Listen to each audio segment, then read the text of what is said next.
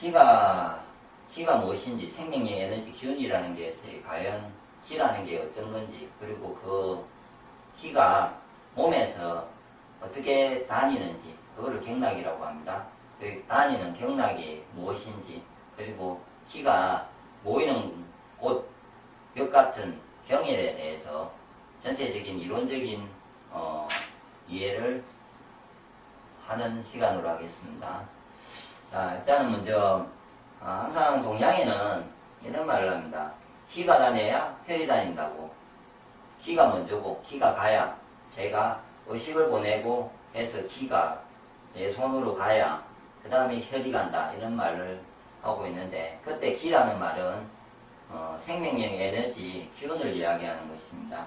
그래서 생명력, 에너지, 기운이 가야 그 다음에 혈인 기가 형상화되는 어떤 물질, 그러니까 이런 기가 그 어떤 물질로 형상화된다는 거죠. 그래서 그게 피, 인파, 물, 땀 등이나 이런 거를 말하는데, 그러니까 화학적으로 치해도 예를 들어서 물이 수소하고 산소가 바뀌고, 그리고 그 어떤 뭐 전기 에너지화 시킬 수도 있고, 지금 차를 뭐 수소차라든지 물로 가지고도 차를 돌린다든지 이렇게 전력화 시킨다든지 이런 것도 다 그 구조가 바뀌면서 가듯이 사람의 기라는 것도 그것이 어떤 모습으로 형상화된다면은 되어서 피, 인파, 물이라는 것으로 되는 거고, 이것이 다시 기체화되어서 다닐 수도 있고 기화되어서 쓰일 수도 있다는 그런 말입니다. 그런데 인체를 다시 이야기를 해보면, 인체가 기라고 해가지고 보이지 않는 어떤 생명력, 에너지의 흐름이 있습니다.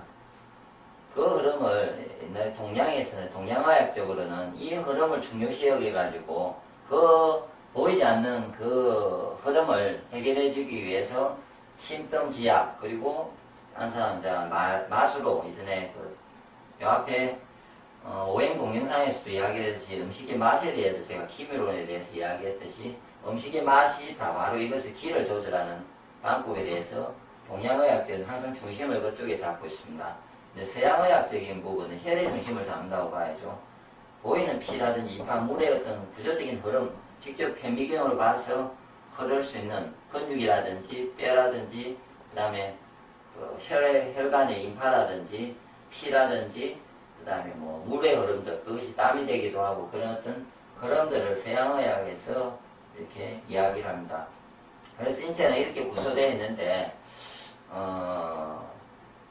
동양의학에서는, 그리고 기를 어떻게 하면은, 기가 왜 이렇게 동양의학에서 중심이라고 생각하는 부분을 어떻게 다르게 이야기하면은, 대부분은 그냥 사람이 이렇게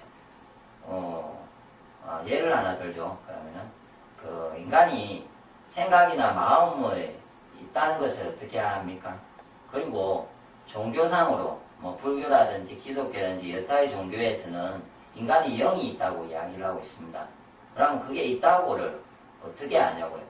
그거를 과학적으로 증명을 해서 안다. 그거는 과학이라는 거는 증명은 인간의 그 능력이 조금 나아질 때마다 그 있는 인간의 모습을 알아가는 과정이지, 그것이 증명되기 전까지 그러면 인간은 어떻게 살아갑니까? 그러면 인간이 그러면 자기들이 증명된 모습에 따라서 움직여진다는 말인데, 그렇지 않고 이미 인간은 이미 뭔가가 주어져 가지고 지금 제가 이렇게 살고 생각하고 말하는 거는 우리가 알 수 있는 보이는 혈의 어떤 흐름을 가지고 이해를 해서는 이게 답이 안 나오는 거죠. 그러면은 그 이전에 그 더 복잡한 내면적인 우리가 아직도 이해하지 못했던 어떤 그런 기의 에너지의 흐름으로 인해서 제가 이렇게 생각을 하고 말하고, 본인들도 그렇게 동영상을 통해서 저를 보고 고민하고 이런 부분도 마찬가지입니다.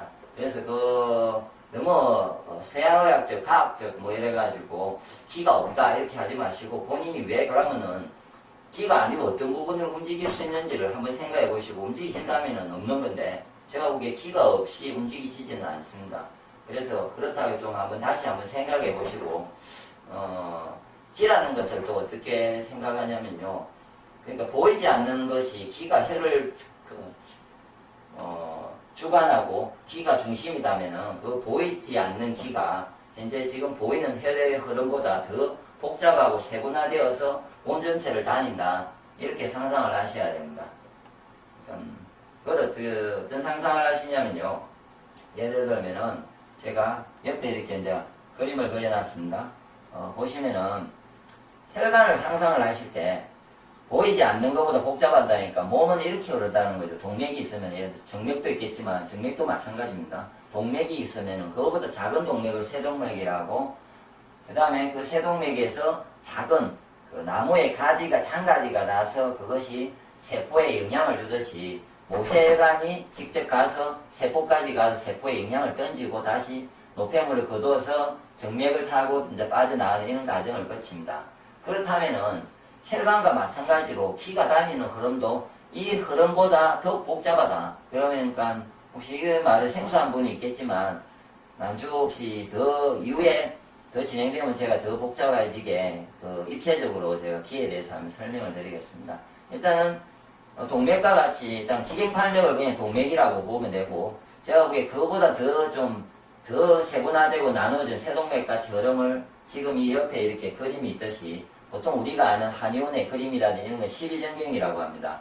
세부적인 어떤 혈의 흐름이 있고, 그 다음에 그것이 더 세분화된 저 그림과 이런 그림과 다르게 그것부터 더 세분화된 모세혈관 같은 기의 길이 또 현재 존재할 거다.